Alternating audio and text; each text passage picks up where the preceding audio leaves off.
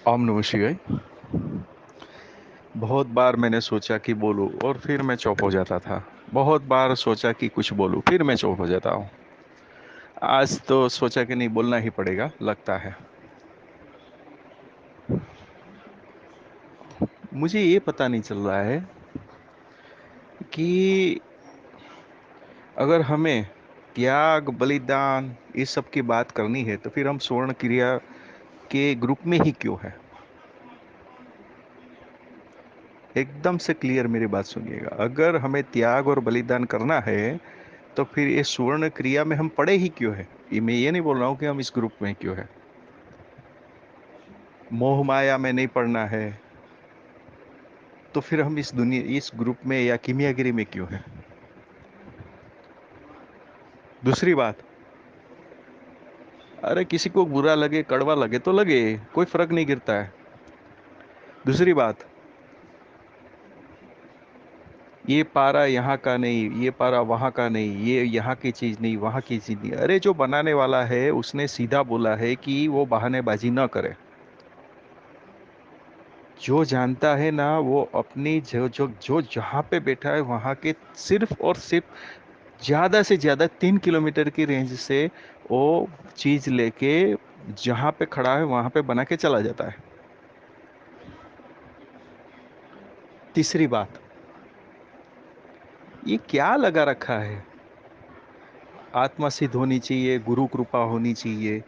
अरे ऐसे ऐसे लोग पड़े हैं कि जिसको गुरु क्या है पता नहीं है, जिसके आचार में आचार का एक क्षण भी शुद्ध नहीं है, विचार का एक क्षण भी शुद्ध नहीं है। मैं ऐसे ऐसे लोगों से मिला हूं कि जो दूध को नॉन वेज गिनते हैं। ऐसे ऐसे बुद्धिशाली लोग पड़े हैं कि जो मिल्क जो है उसको नॉनवेज समझते हैं। ऐसे ऐसे लोगों के पास क्रियाएं पड़ी है, मार्केट करते हैं, अपनी भाषा में बाजार करते हैं। मैं सबको हाथ जोड़ के विनती करके बोलता हूं कि बस अभी मिसगाइड करना बंद करिए। ये सब जो फिलोसॉफिकल बात है ना, अगर मैं चालू चालू करूंगा तो मतलब समझ लीजिए ना कि 5-6 घंटा ऐसे ही निकल जाएगा। ठीक है, फिलोसॉफिकल बात नहीं चाहिए, एक ही बात चाहिए, सच्चा नहीं झूठा प्रयोग भी डालिए। झूठा प्रयोग यानी ये इस चीज से हमारा काम नहीं होता है तो भी सफलता होने का 100% चांस है। ये क्या बना रखा है, गुरु की कृपा होनी चाहिए, भगवान की कृपा चाहिए। ऐसे से शैतान पड़े हैं कि जिसके पास कोई आप एक्सपेक्ट ही नहीं कर सकते।